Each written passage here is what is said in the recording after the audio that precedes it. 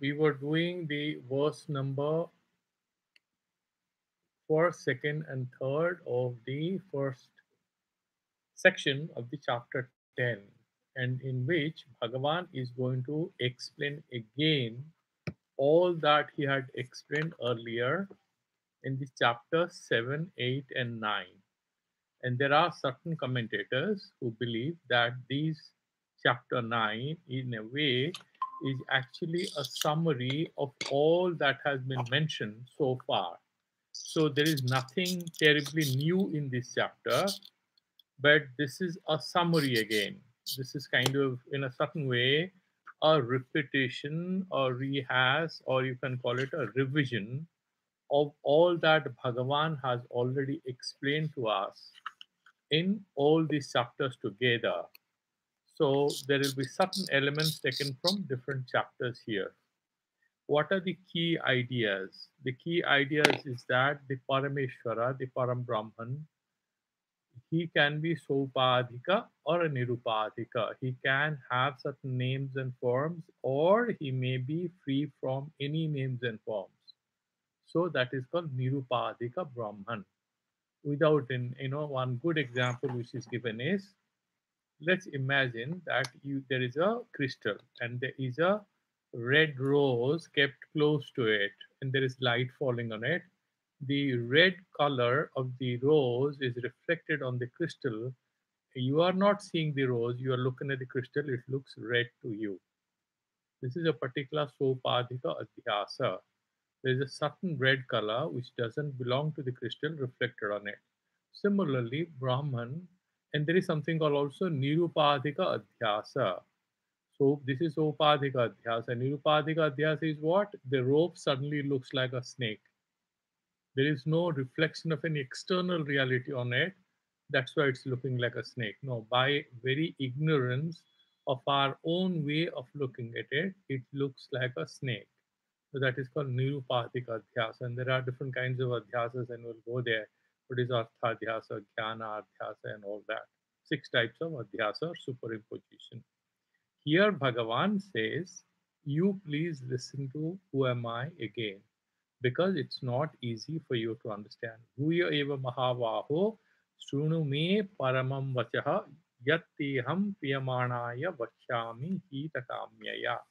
That is Bhagavan's motivational address to Arjuna, in which he's saying, please listen to this, because this is how I'm going to educate you for your own benefit. And then he says how the devatas and the maharshis also cannot know him. Nami viduhu suraganaha prabhavam na maharshayah ahamadir hi devanam maharshinam cha sarvasaha. Why they cannot know him? Because he is actually the cause. वो कारण है सबका, महर्षियों का, देवताओं का. And all the qualities they have, the maharshis have some extraordinary qualities, like they can see through the wall. They might see the other side of the wall as to what exists. A Mahayogi, through his yogic powers, is capable of apprehending it.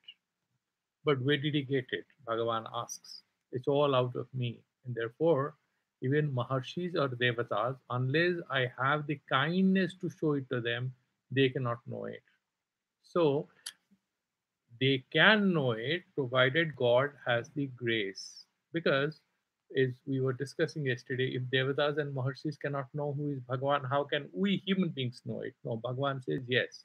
You can know it because of two virtues you have. One is your surrender. The second thing is, because of your surrender, that same surrender becomes blessings. Please understand, we always say that mujhe blessings nahi mila, or I'm not getting grace, I'm not getting what do you call it, any blessings from God. There's nothing bestowed in me. We have certain thoughts. After reading Bhagavad Gita, you'll realize there is nothing called blessings. It's our bhakti reflected on us. The deeper the bhakti, the greater the blessings or the devotion. That's what Bhagavan has already mentioned. Name dveshasti nachame priyaha. I don't have anyone whom I hate or anyone I love. It's on their karma getting back to them in the form of my punishment or blessings. They have bad karma, it will go back to them, but it will take the name of punishment. They have some good karmas, it will go back to them. They will call it dividends. So dividends and losses are outcomes of our own choices, and therefore Bhagavan, he says, they cannot know it. And then yo mam adam anadim cha vetti loka maheshwaram, he's saying, they cannot know me. Then immediately they're saying, the one who knows me is without a birth and anadi, that there's nothing which predates me. Vetti lokam maheshwaram, I am the lord of all the universes, all the galaxies, different lokas. Asamudha samartyeshu, among human beings who are martya because they are mortal, they will die. And he is asamudha, he is free from any bondage or attachment, free from ignorance. Sarva papehi pramuchyate. You know why he will be free from all the papas? Because he has tattva jnana. Once you have tattva jnana, the delusion about you as a person, as a karta, as a bhokta gets destroyed. And that, in fact, helps you get liberated. We had done till then. Then there are two slokas you have to do together, according to Madhusudana Saraswati, and he takes them together and explains. And I also agree that this is better to do verse 4 and 5 together. It gives you the best explanation. In terms of there are different words there, different concepts there. So please take note of it. And if you are using a paper Gita, you can use your pencil to write down the alternative meanings given by different commentators for your future reference. Because generally, Bhagavad Gita, whatever you read, you'll forget after some time. But if you are taking notes or you are using a pencil, then it will be very useful when you're reading again. You can make sense of it very quickly what this word means here.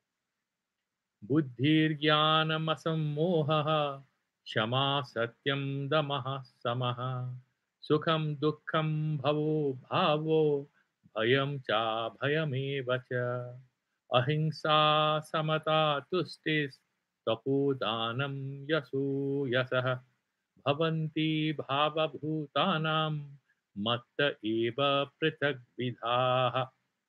Buddhi, first is mentioning intellect, intelligence. And what buddhi is in Shastriya Marga. We would look at different people have defined buddhi, but we know what is buddhi, the ability to discriminate, separate what is right from wrong, separate what is true from false. That is buddhi. Then jnanam. And what is jnana? Jnana is Atma Swarupa Buddhi, or the ability to know that particular Atma Tattva, which is, and there are different um, definitions which are given by different commentators. That also we'll look at. Asammoha. Now there are 3-4 commentators have given 3-4 meanings, and we'll look at all of them. Shamaha, Satyam, Damaha. Satyam is truthfulness, Kyama is compassion or forgiveness, Damaha, some control, which is Indriya Nigraha. So it's ability to control your Jnanendriya, Samaha, Mano Nigraha. Sukham, sense of happiness. Dukkham, sense of sadness, where you have a, an experience where you feel some resistance. That's what you call dukkha. You don't feel that, you feel comfortable. You call it sukha. Bhavo bhavo, both whatever is happening and whatever, but bhavo bhava, Ramanuja has given a much better explanation than other Advaita Vedantis. We'll look at his explanation. Bhayam, bhav is fear. Abhayam, evacha, bhaya as well as abhaya, absence of fear. Then ahimsa, not being harmful to others. Non-violence, samatha, equanimity, tushtihi, contentment, tripti, tushti, tapaha. Tapaha is the ability to exert yourself. You're sitting for some hours, reading something. All this is tapasya, tapaha. Where there will be some stress, physical and mental, but you are straining. It's like swimming against this, flow of water in a river, in the opposite direction. Danam, charity, yaso. Yasaha means fame. Up yasaha, it could be bad name that you have because of some bad action. Bhavanti bhava bhutanam All these things that I talked about, they happen and are associated with prani, all the pranis, all the bhutas. In what sense? Bhutana matta eva prithagvitaha. Please understand that these things are not manifesting on their own. They are manifesting out of me. That means you would immediately ask, so are you so saying that even the criminals, the violent guys like Hitler, or say there are so many Idi Amin or Pol Pot in Kampuchea, killed thousands of people, or Mao Zedong, there are so many dictators who have been there. In India also, we had a lot of violent dictators in the past who were very cruel, weren't they? Now, do you mean to say that Bhagavan has created all them? Why should he create so many demons like Ravana and all the Rakshasas? Why did he create all that? You can rightly ask these questions. What you have to understand when Bhagavan says that he is both the cause of Sukha and Dukkha. He is the cause of Yasa and Ayasa or Apayasa. He is the cause of Dana, Tapas, Tushti, Samata, Ahimsa, all the good things you will see in the verse number 5. They are associated with the Sattva Buddhi. And the first verse, Buddhir Jnana Asammoha, that is again Sattva. Kshama, Satyam, Damaha, Shamaha, all the first line is again all Sattvic thing.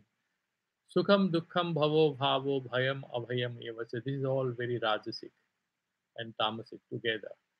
Ahimsa, Samata, Tushti, Tapo, Danam, Yaso, Yasaha. That is again a mixture. Danam and Yasa and all could be a combination of both Rajas and Sattva. Bhavanti Bhava Bhutana Matta Eva Pratagvita. Now, one secret you have to understand, because we have already advanced in our understanding of Vedantic views. The technique to understand this is like this way. We have already, Bhagavan has already explained that there is no one I hate or who is not dear to me, and there is no one I have additional love for. So these qualities are not created by Bhagavan, because why, he has already explained. They are not in me, I am not in them in chapter 9. We just finished that. Then he's saying they have all come out of it. So we cannot now ignore what we have studied in chapter 9 to believe what we are reading in chapter 10 literally. We cannot literally take this to be true. You know why? He has already said the reality, the Srishti appears like real. If it were actually real, then you could say that I am the creator, I have actually created. And if I have created it, I am Adhara, they are Adheya, so I have to have a physical foundation on which this whole universe is sitting. But Bhagwan, what he said in the, if you remember, what is that short Bhagavad Gita, he very clearly, isn't it? He explained in the ninth chapter to do away with this sort of a delusion that we have. First, he said, Maya tatamidam sarvam jagat abhyakta murtina mastani sarvabhutani na chaham te svastitah. He said it, that they are all in me, but I am not in them. But suddenly he flips the whole storyline and say, Nacha mastani bhutani pasami yogameshwaram. Understand my magic. They are also not in me. He just said they are in me. Then he says, not, they are not in me. Then immediately he says, please understand, Bhuta bhunnacha bhutastu mamatma bhuta bhavanaha. I am taking care of this whole universe, but I am not bhutastha. I have no physical contact with them. I am not existing in them. Then, in order to explain how that is possible, he says, Yatha kasu stito nityam vayu sarvatrago mahana tatha sarvani bhutani mastani tyupadharaya.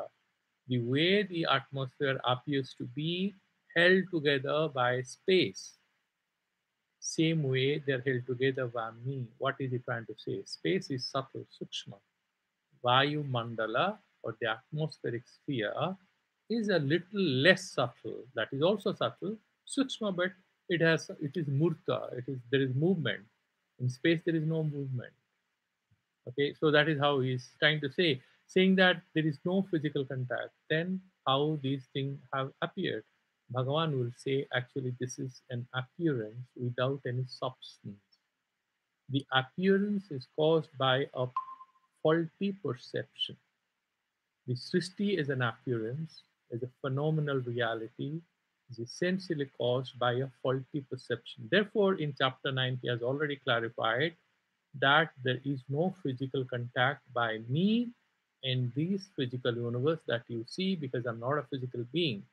There is no sanyoga, there is no samavaya sambandha. Samavaya is inherence that we will deal sometime when we are dealing, going back to Nyaya or something. But what is basically saying that I am avinna nimitta upadana karana. Having said this, immediately says I have nothing to do with them materially. He just says I'm material cause. He's saying that I am the agency, I'm the efficient cause, and then he's saying, look, I'm not connected with anything. How can you be cause then? So there is a deeper secret that we discuss there. This is Vivartavada. There is a projection, and it looks like real.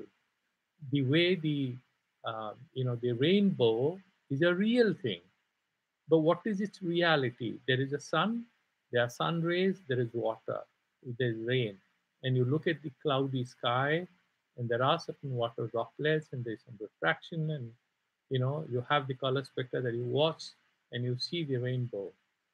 Is there anything real called rainbow, which is different from water, the water droplets, the clouds, and the sun rays? Is it a separate entity? No, it appears like that. It appears there is a rainbow. We refer there is a rainbow. Is there anything? You ask yourself. It's like there is a fog and the whole thing, it has a certain shape. From a distance, you're seeing that there's a white ghost out there standing, or there's a foggy mountain over there which is blocking your vehicle, but you drive through it. Where is the fog? You go closer, it doesn't exist. Similarly, this whole Srishti, this whole thing, it is because of a certain perceptual eventuality which is happening in us. But per se, neither real nor unreal. Not completely unreal like the mayor's horns. No, it's not like that. Okay. So, what we have studied in chapter 9, when Bhagavan has amply made it very clear that I create and I destroy them. Kalpakshay, there is destruction. They go back to their causal form, and they again reappear in their effect form, kalpadye. So it keeps on happening. So what is he saying? This cyclical appearance and disappearance is a game, and don't get overworked about it. Understand who am I? This is the game which is going on. Is he doing it for fun? Why should he do it? Bhagavan actually saying, I'm not at all doing anything. Nothing is actually happening. It's all a perceptual reality for you. But this perceptual reality persists because of your ignorance. And there is a long journey which is required to be undertaken by you if you want to actually go beyond this level of ignorance where you feel you are bound up with this phenomenal reality. All this is real, phenomenally so. But if you wake up from dream, the dream ceases to exist. Similarly, when you have the knowledge of the self, then this whole phenomenal reality will slowly lose its grip over you. And the journey is long, and therefore upasana and karma and all this is required. Therefore, the phenomenal reality is not rejected altogether as tucha, but we call it maika. It's phenomenal. Why am I mentioning all this? Coming to 10th chapter, Bhagavan is again saying that all these things, that daya, kshama, satyam, sama, dhamma, all these qualities, these manifestations, as qualities of the human beings or the animals, whatever you see in this samsara have their origin in me. Now, when he says this, we should not be foolish again to repeat the old question we had asked: why did Bhagavan decide to create a Hitler or a Pol Pot or an Idi Amin? Why should he do it? No, he hasn't. That is what he is trying to say. All this we have to connect it to chapter 9. That is the Vivartavada. That means depending on our own papa and punya, what quality God will give us is determined by our own karmas. And then nothing can happen without this information being processed.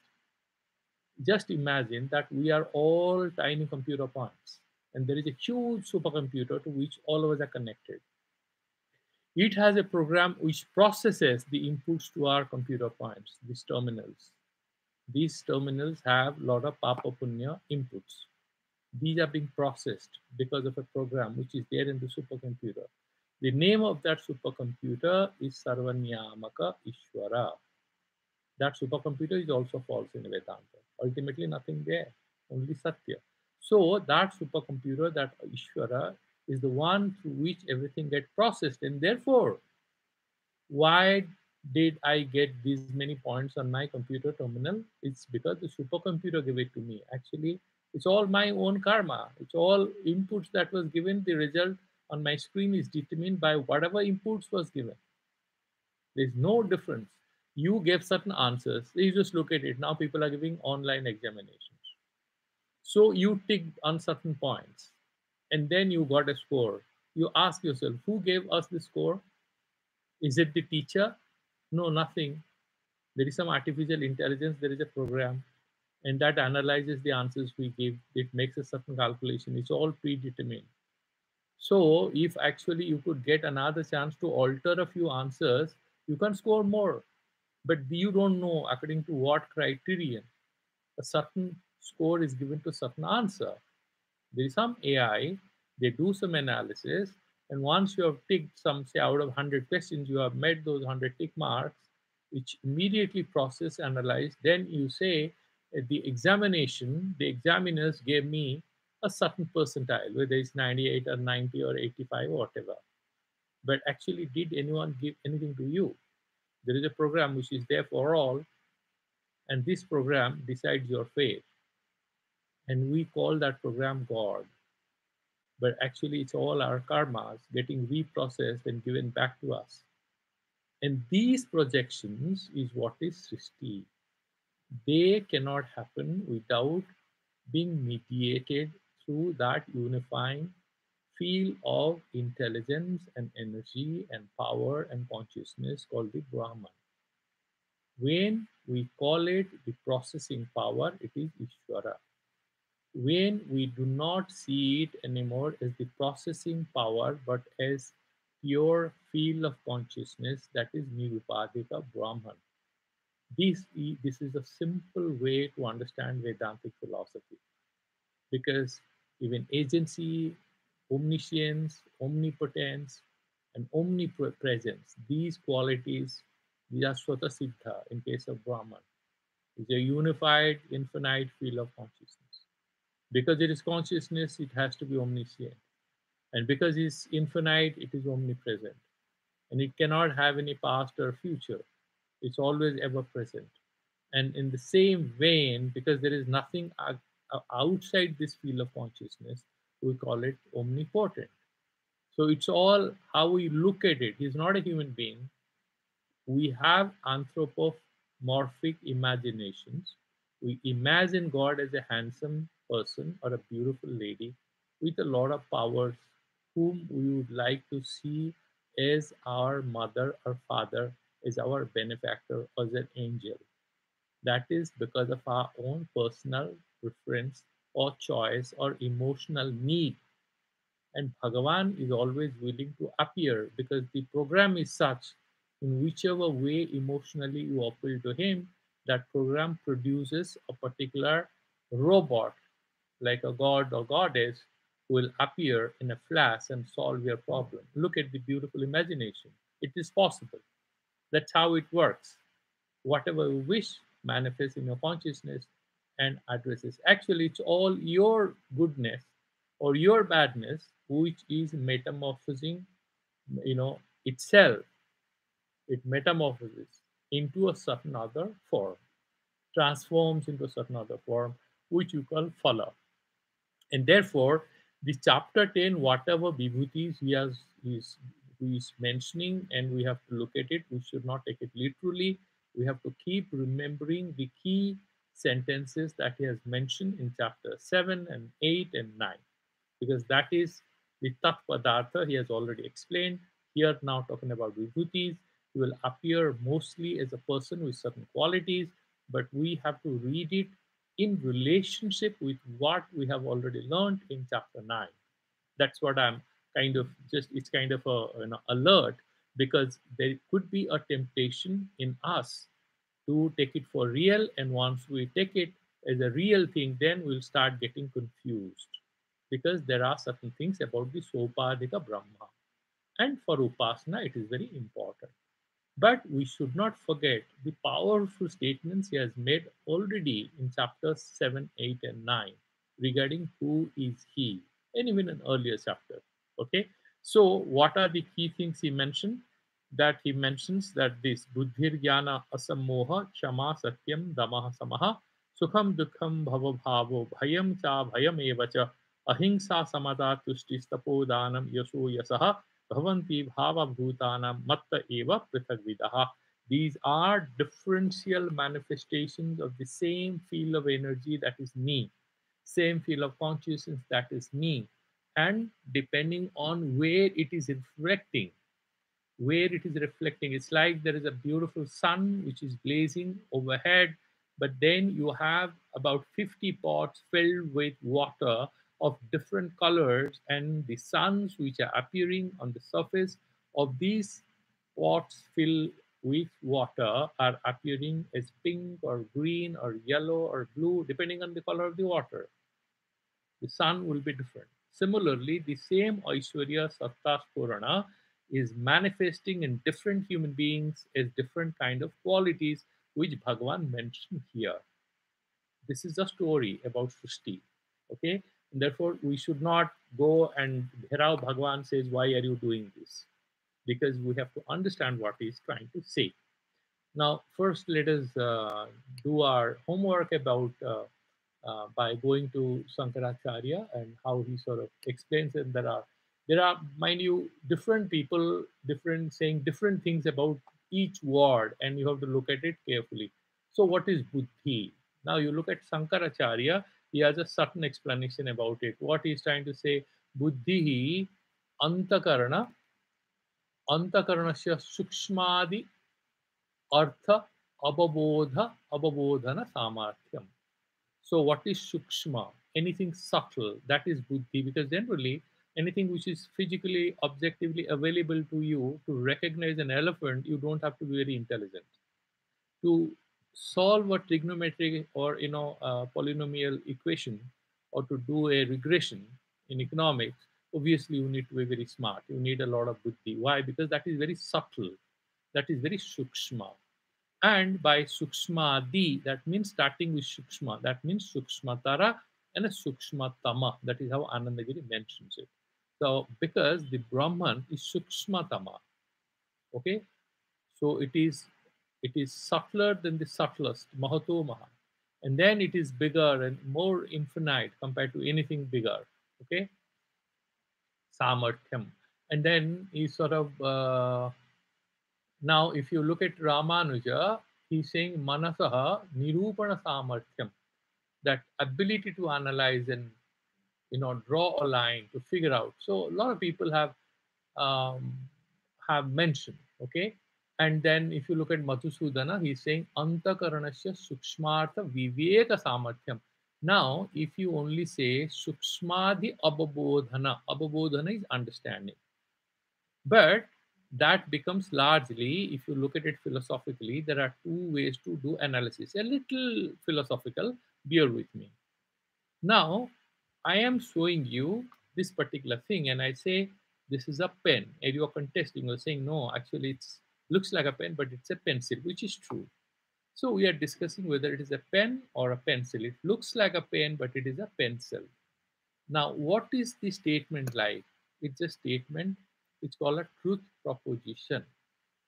Okay, in philosophy, there is something called a coherence theory of truth, and there is a correspondence theory of truth. Whatever I'm saying corresponds to reality. This is the correspondence theory.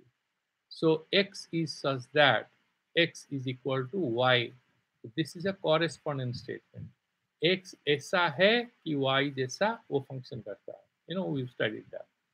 Similarly, however, if you say that you are having some theory about something, you cannot verify the correspondence between two things. but you can argue whether it is internally consistent. So you're having this whole theory about cosmology. Have you verified anything? Have we really verified the black hole, the Big Bang? Have we verified what is the correspondence? No, correspondence theory doesn't apply there. We are looking at how good. There are a few things which are according to the correspondence theory, but largely we're looking at the internal consistency of the argument. Are they all internally consistent? We have some understanding. We have a lot of facts, a lot of scientific knowledge about how this whole universe functions. Based on that, maybe there are a few new findings. You are giving a theory, a hypothesis. So far, that hypothesis is not challenged. That hypothesis so far is truth for us, right? So that is a kind of, because this is internally consistent. There is a famous person called Thomas Kuhn who wrote a very famous book called The Structure of Scientific Revolutions. You must have heard about that book, where he's talking about this. And there was a German philosopher called Schlick. He also talked about how there is a new fact comes and the theory gets readjusted to incorporate that particular new finding. That is how physics operates. That means what? Everything is not proved through correspondence theory. It's trying to be logical. Okay, that is coherent theory. Not trying to make it complicated, but I'm just trying to mention that particular aspect. Why Madhusudana Saraswati is introducing a word. Think about it. It's very interesting. He's saying viveka. Okay, what did he say? Buddhi antakaranasya sukshmartha viveka samarthyam. There is a subtle thing. Artha is that object. And then you are being able to do the viveka. Viveka means vichara, discriminate between what is false, what is true.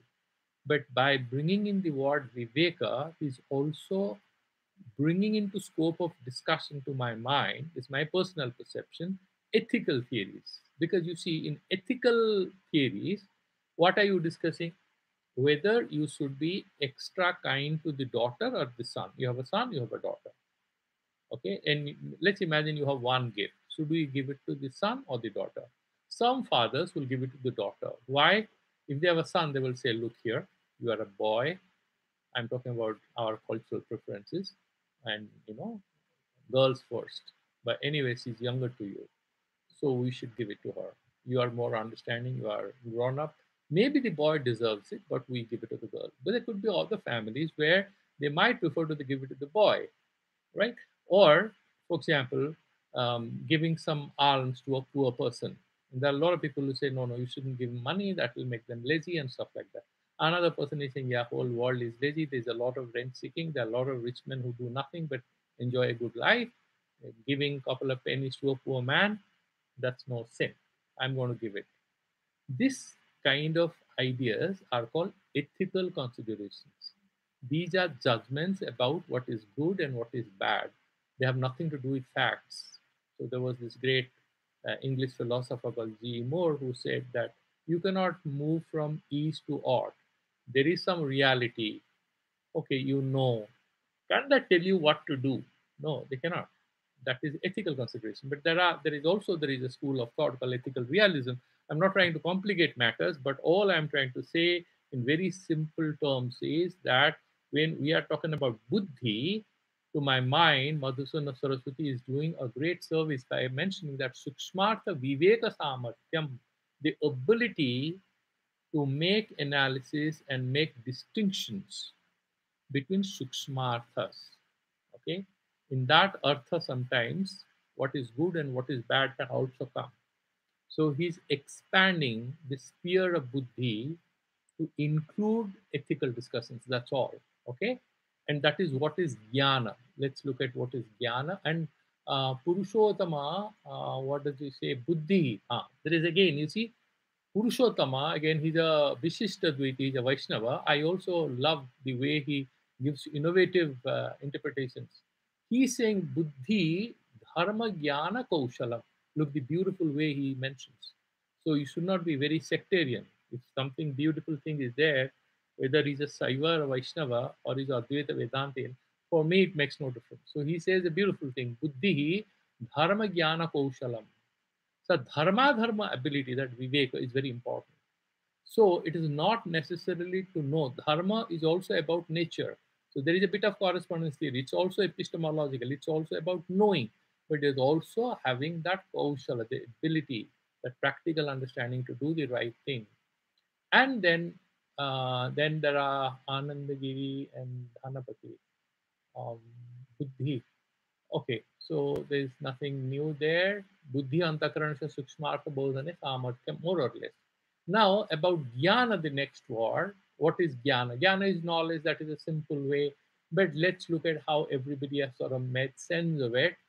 If you look at Nilakantha, he's saying that jnanam atma anatmadi padartha vabodha. What is atma and anatma? So this is the key sentence in Tattvabodha.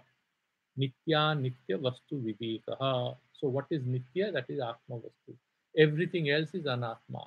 And what do you mean by Atma and Anatma? That's Satchidananda Swarupa, the easiness. That is the Atma thing. Anatma is everything other than the self. Like, for example, my name, my form, my age, my appearance, my words, my physical form. This is not me. That means they are all anatma. But generally, by who are you, I'll talk about my name, the language I speak, what I have studied, what I plan to do. These are all anatma. Atma is that pure self. That is one easy way to distinguish neti neti, not this, not this. Whatever is yours is not you. So the moment you try to figure out who am I, all these titles, names, and forms will slowly fall off you, and then you'll be free. That's how he's. That's what I'm saying. Atma anatma padartha avabodha. And then Dhanapati also kind of saying same thing. Dhanapati is saying the same thing, and Sridhara Swami is Jnanam Atma Vishayam. Very simple, he's saying. So, on Buddhi, Sridhara Swami is also saying something very beautiful. Sara asara viveka naipunyam. What has some substance and what doesn't have? What is Sara? What is the essential aspect of it? What is non-essential? So you have that Viveka Naipunyam. So they are all bringing in the ability to have vichara and make an ethical choice. Sridhara Swami, Madhusudana Saraswati, and Purushottama. All these people are bringing in that Viveka Buddhi there, which is very, very interesting. Okay, so now you also know Jnana has to do with Jnana, Itupalakshanam Sarvasya, that is Bhagavad, we are not going there. Jnanam Swarupatmakam, that means knowledge is always Swarupa. And Madhusudana Saraswati is saying what Jnanam? Jnanam Atma Anatma Sarva Padartha Avabodha. So he's also sort of Atma and Anatma also Sarva Padartha. So that is what is Jnana. Okay. Now let's look at what is Asamoha. So I should not stretch it so much. Maybe I like to reduce it. What is Asamoha? Pratyutpanneshu Bodhavyeshu Viveka Purvika Pravritihi. So, Pratyutpannesu, a lot of things are coming to your mind. And bodhavyasu, what you want to know. Viveka purvika pravrittihi. So you should not be blindly getting entangled with any reality or any course of action. You will have pravriti, but to be connected with viveka purvika buddhi. Then you go what you want to know or whatever is appearing before you. But others, I would say Ramanuja has done a wonderful job here on jnana also. Chid achid vastu vishesha visaya nischaya. So what is chid? Same is atma anatma. He's saying chid and achid. What is jada and what's chaitana? Vastu vishesha nischaya. That ability to decide, that is what is jnana. Asamoha purva grihitat rajatadehe सजातीय सुक्तिगादि वस्तुनि सजातीयता buddhi nivritti. So he has made a typical Vedantic statement, even though he's a Vishishtad Veda. But I sometimes find he's extremely smart with his philosophical analysis. What he's saying here is that imagine that on a sea beach you're walking and then you're confusing a seashell as a piece of silver coin and you're getting attracted. He's saying if you're able to discard or remove that faulty understanding, with a proper recognition of that piece of seashell is no, no, this is a seashell, it's not a piece of silver. That is actually what he's saying, jnana. Jnana is what then? Is actually yathartha anubhava. So that is the nyayika bhasa. That's why he's saying jnana is always yathartha anubhava. You can't have ayathartha anubhava. Like you might see a person who has long hair and you might say auntie, you might just address thinking she's a mataji, but actually she turns back and you know he's a monk. He's long hair, but he's a monk. So you can have a yathartha anubhava, like in dream, or at night you're looking at a stump and you're thinking it's a human being. But yathartha anubhava is jnana. That is what he's saying here. But jnana in Bharatiya darshan can also include mithya jnana. But he's saying yathartha jnana should be jnana. And then asamoha, this. But asamoha Shankaracharya is this, our Ramanuja is clearly mentioned that by removing the idea of silver from a faulty understanding that you have, and you're recognizing the seashell as seashell, sansara is sansara, not as vastavika, not as paramarthika satya. That is what is asamoha, freedom from delusional acceptance of reality. Shama, akristasya, taditasya va, abhikuta chittata. So kshama is what? Maybe somebody is shouting at you or inviting you or getting angry with you. You are being subjected to his krosa or taditasya, he is trying to beat you up or being cruel to you. Or bikrita chittata, your mind is not moving, it's very quiet. There is an element of equanimity. That is kshama. What is satyam? Yatha drishtasya yatha srutasya ta atmanubhavasya paravadi sankrantaye tatha eva Ucharyamana Vak Satyam Uchyati. What is Satyam? Just imagine that you have a certain understanding about something and you want to help the other person exactly understand it. You want to create that impression in his mind. Whatever efforts you do, that is what is Satya. However, many other commentators have introduced what Manusmriti has also mentioned, that if you are telling that kind of a factual truth which can cause death to somebody, or harm to somebody, that is not satya. That is actually asatya. Therefore, they have all added a beautiful thing there. So satyam, they have what? Huh? Apadadishu api yathartha vasanam. So maybe you are in danger, but you will tell the truth. But there are other people where um, they have mentioned that that it has to be, you know it should not create any hurt. Okay. And then, for example, Nilakanta says satyam pramanena abagatasya arthasya jatharthatvena bhasanam. So you are telling the exact thing whatever is mentioned to you. But I think that was Ramanuja, where he has sort of clearly mentioned that okay, that is what is interesting. Satyam yathadrishta vishayam bhuta hita rupam. He has added bhuta hita rupam. Satyam vadat, priyam vadat. Na vadat satyam apriyam. So what is going to hurt somebody, you don't say that. So just imagine there is a little child who has run away from an orphanage. In that orphanage, that child was subjected to some sort of physical abuse, okay, or emotional abuse, or any other kind of abuse. Or this baby was in the hands of some powerful network of child traffickers, trafficking people. This baby is running away, this little girl, and enters your house or your car, and she's hiding below the seat, saying, "Uncle, save me."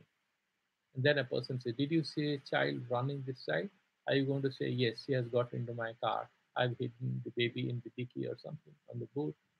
They'll take that girl and she'll be subjected to a lot of pain. And you will pay the price for this as bad karma. So, Satya is not telling what is going to cause certain harm. If there's a communal riot, there's a lady or a child or a mother or an old person who has taken refuge in you, any other person. Our dharma says somebody who is completely helpless, taking shelter, asking for help. If you don't give it, it's big papa. So in that situation, will you tell he's here? No, you're not going to say. Therefore, what Ramanuja says, I think Satyam Yathadrushta Visayam, whatever you have seen, you're going to say. Bhuta Hita Rupam, that is important. Tad Vachanam, Rupam Vachanam. So you will tell it, but remember this that it should be Bhuta Hita Rupam. It should be in the interest of human beings. This is a typical American pragmatism coming in here in philosophy, that they have a school of thought called pragmatism. But I personally think this is an important addition. But this is said much before, 1,000 years before the American pragmatists said anything. And then what is the next word? Shama and Satyam we have. And then the next one is Shamaha, Antakaranasya Upasamaha. Antakarana is mind, that is Shama, is Santi. And Damaha, Bahendriya Upasamaha, Uparamanam, Bahendriya Nigraha. That we have done earlier in Tattva Bodha, Atma Bodha. Sukham Alhadaha, happiness. Dukkham Santapaha, you are sad. And Bhavaha, Udbhavaha, Abhavaha, Tadviparjayaha. That means nasaha. So bhavaha is creation, abhavaha is nasa. Bhayam cha prasaha, fear. Abhayam evacha tad viparitam. And what is abhayam? Absence of fear. Okay. Now there is just one particular interesting thing which Ramanuja says on these two things that I want to mention here, because so um, okay. Samantakarsa tatha niyamanam sukham. Yeah. So what is Sukham? He says Atmanukula Anubhavaha. So Sukham, you can say Alhadaha. So a person who is smoking pot is looking very happy, is dancing. Is it Sukha? No. Ramanuja removes it. And he's sticking to a very typical Vedantic way of describing what is Sukha. Sukha is what is Chirantana. And whatever is sensual cannot be sukha. That is pleasure. That is not happiness. As Aristotle makes a distinction between what is pleasure and what is happiness. So, sukham, atmanukula anubhavaha, whatever is in interest of your understanding of self, is in your interest. What is shreya? That is not what is priya, that is sukha. But generally, sukha and dukkha will always be adhara and santapa. Shankaracharya is perfect because sukha and dukkha both are for him faulty. Here, atma could be also manas, whatever is pleasing to your mind. Sukham atmanukala anvava. So, if you interpret atma as manas, then there is no difference between what Ramanuja says and Shankaracharya says. Dhamma vahya karananam अनर्थ विषयभ्यो हो नियमनम. सो अनर्थ विषय जिसमें आपको फायदा नहीं है वहां से उनको हटा के बांध के लौटाना, दैट इज दमः. समः अंतकरण से तथा नियमनम. Similarly, harnessing your mind away from what is going to cause you pain, that is shamaha. Okay. Dukkham pratikula anubhavaha. Your mind is experiencing something where it revolts against it. Bhavo. Why I mentioned it is that bhava and abhava. He is now saying, Ramanuja, bhavo bhavanam, anukula anubhava hetukam manaso bhavanam. So you have bhavanam. He is not saying bhavanam means udbhava srishti. He is not taking it. You know what he is saying? The prakarana in these two verses, what is the context in which these words are being used? These words are referring to different mental creations. Shama, Damaha, Satyam, Indriya Nigra. Why should you talk about Vastavika Dunya, the physical objective reality? So he's saying, what is the context? Therefore, he's saying, and what is Bhavanam?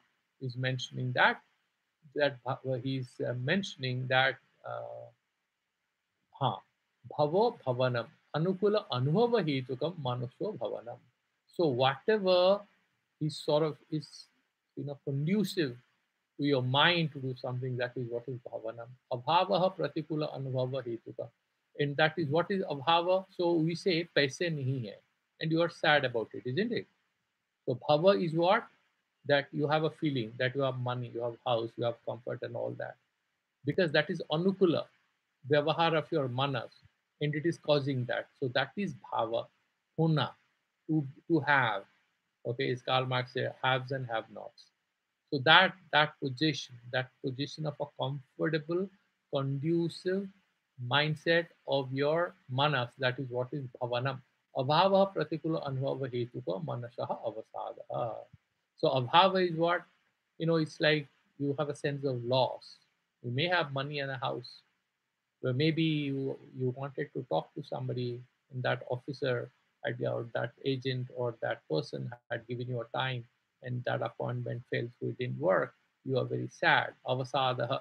That is abhava, because he's saying it's much better to look at it bhava and abhava as two mental states, because we are talking about different mental states. Okay, so if you look at Madhusudana, what is nothing terribly different, Atmana Loka Maheshwaratam Prapanchayati. Why this Atma is Sarva Loka Maheshwaram we mentioned, I'm different from everything. How Buddhi Antakaranasya Sukshmartha Viveka Samathyam Jnanam Atmanatma Sarva Padartha Vabodha Asamoha Pratyupanneshu Bodhabhyesu Kartabhyesu Ba abhyakulataya vivekena prakritihi. That is the same thing is gone very close to Ramanuja. He's saying whatever bodhabhya or kartabhya or pratipanna here, abhyakulataya, without any mental anxiety or restlessness, vivekena prakritihi. So that is not blindly utsaha. It's fine, but you have judgment and you have vichara. Kshama akrishtasya tadisya nirvikara चित्तता. Same as Shankaracharya. Satyam pramanena avabuddhasya arthasya tatheva bhashanam. Same is there is whatever is right, you judge and you say that. Dhamma bahindriyam so vishebhyo nirvritihi. So what is Dhamma? You feel like playing badminton or you feel like going to the gym. But there is corona, so your wife or sister or brother, or when you would say you are not going there, and you try to control yourself. So that is what is the Vishaya of your Icha, gym, but you are not going there. Shama antakaranasya sa nibriti. Sukham dharma sadharana karanam anukula vedaniyam. So this is again nyaya bhasa. So whatever you want to have, that anukula vedaniyam, pratikula vedaniyam is dukkha. That is a standard nyaya bhasa. He is mentioning dukkha dharma sadharana karanaka pratikula vedaniyam. You know why this is nyaya bhasa is given? So if you say I want to have a car, why you want to have a car? Because I'll be happy. So is there any superior cause to it? When you say I want sukha, you want to have sukha for what? For itself. So it is not anugata for anything else. It is the top thing. Okay. Similarly, dukkha. So it is. So I don't like this. Why you don't like this? Because I experience frustration or pain. Yeah, that is the main cause. That is why you say that gives me trouble. What gives you trouble? Exam. Why it gives you trouble? Because I'm experiencing mental trauma when I have to write my exams, or I have to do this particular decision or whatever that be. So that particular nyaya thing is in dharma sadharana karanam anukula vedaniyam. So what you want to do that sadharana karana, not asadharana karana. So it's a general cause. Bhava utpati bhavaha sattaha. So bhavaha, that is what is very close to Sankaracharya, but Ramanuja has given a twist. Abhavo asatta itiva. So absence. भयं च त्रासः तद् विपरं विपरीतम् अभयम् एवं च एकः चकारः उत्तम समुचयार्थः. So because they has mentioned that chaw, that is in order to bring them together. Let's quickly go to the verse number 5 because we are stuck here for a long time, and I was planning to go to the verse number 6 at one go, but anyways. अहिंसा समता तुष्टिस्तपोदानं यशो यशः भवन्ति भावभूतानां मत्त एव पृथग्विधाः. So he's saying what is ahimsa? Apida pranina, not hurting any living being. Samata, samachittata. So having that equanimity, equal, with a raga dvesa, you don't have either of this. Tushtihi, santoshaha, containment. Paryapta buddhir laveshu, so that you have paryapta buddhi. So you have the containment enough. No, no, yes, I'm good. Laveshu. So you don't want more and more, no craving. Tapaha indriya sanyama purvakam sarira pidanam. Now, why? So it means, so there are these people they call sadomasochists. Okay, So I don't know, but if you read about it, there are certain philosophers. There was a person called Dasar, and he glorified this sort of violent behavior. So some people, let's imagine, can hurt someone else. The other person accepts that pain, right? So that is called sadism and masochism. Or will you call it dama or tapasya? Because he's saying indriya sanyama purvaka sarira pidana because of some madness, because of some jid. Is it tapasya? No. So others, this is Sankaracharya's interpretation, tapah indriya sanyama purvakam sarira pidanam. But this is refuted, and there is a beautiful qualifier which is addressed by many other people. Tapah sastriya bhoga sankocha rupaha kaya kresaha. You are doing some klesa, some obstruction to your body. Why? Sastriya. This is advised by the scriptures that you shall fast on Ekadasis. Bhoga Sankocha Rupa. You're not doing Pidana. He's a very balanced guy. He's a Vaishnava. So he says, Bhoga Sankacha Rupaha Kaya Kleshaha. So you are reducing the ambit of what you want to experience, how much you want to eat, how much you want to sleep, how much you want to wear good clothes or whatever. So you are doing moderation. That is what is tapasya. The Sastriya thing that it is approved is written by a lot of people, even if I think Tapaha Sastriya Margena Karyendriya Shoshanam. That is what Madhusudana Saraswati is saying. Ahimsa praninam piraya nibritihi, not hurting others. Samata chittasya raga dvesadi rahita avastha. Freedom from either attraction or detachment. Tushtihi bhogye svetavata ala alam iti buddhihi. It's enough, you know. So whenever is bhogya, so tavata alam. No, no, it's enough. No, I don't want to have it. Tapaha sastriya margena karyendriya sosaram danam dese kale shraddhaya yathasakti arthanam satpatre samarpanam. If you give it to a guy who is a gambler or a drunkard or a drug addict, it's actually wastage because he's going to do bad things with that. So dana has to be satpatre, it's to the right person. Dese kale, not everywhere. Shraddhaya, out of love. Okay, not expecting that if you give it to a person as a bribe, that is not dana. Yaso dharma nimitta loka slagha rupa prasiddhi. So you're doing some dharma and people are happy and they praise you. Apajasaha apajasastu adharma nimitta loka ninda rupa prasiddhi.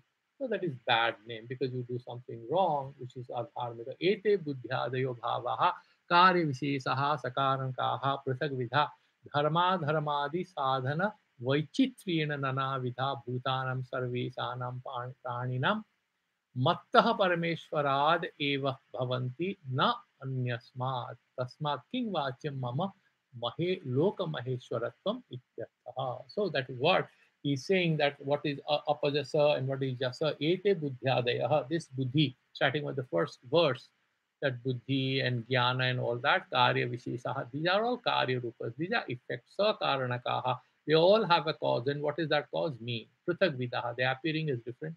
Dharma dharmadi sadhana vaichitrena. There is a sadhana because of the upaya. This dharma is causing how they will appear. Whether you have more of khyama, whether you have more satya, has a lot to do with what sadhana you have done. Whether you have dharma, then you have khyama and satya and all. Otherwise, what you have? Anger, and you will be having falsehood, all that. Nana vida bhutenam sarvesam praninam mattaha. And all these people, depending on their dharma, they will experience whether satya or jnana or anything. Bhavanti na anyasa tat king vachyam mama loka maheshwaratam. Because I'm Maheshwara, all this is appearing, and please understand, I'm not giving them like some bonus or anything. Is bhutanam so buddhadaya pranina matta eva ishvarat prithavidha nanavidha swakarma anurupena. That is Sankaracharya makes it very clear. Depending on our own karmas, we are getting this, and we'll stop here. We have crossed the time, but let's do the ucharanam of the next verse before we call it a day. Marsaya sapta purve chatvaro manavastatha madbhava manasa jata yesam loka imaha prajaha. So he has made one clear thing. Manasa is jata. So they are not born physically. Madhava, Manasa Jata. So he is not having any procreation. He is not physically fathered them. There is no material connectivity. That particular Vivartavada is reestablished here.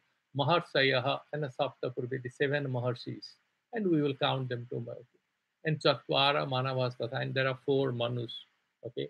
The Savani, and then I think there is this Rudra Savarni, Dharma Savarni. So there are these four Savarnika, Manu. There are different Manus also. We'll do have a long list and discuss that. They are all created out of me, Manasa. They are all mental. That means they are appearing Jata. Yesam Loka Imaha Prajaha. And these lokas that you are there, in this, so they belong there. We will do it in more detail tomorrow. I just wanted to end with Bhagavan's Vakya. So I'm stopping the YouTube, and if you have any questions, you can ask.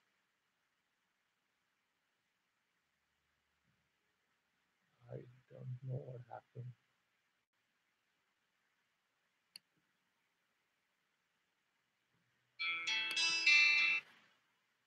Okay, so I stop here, and you have any questions, please.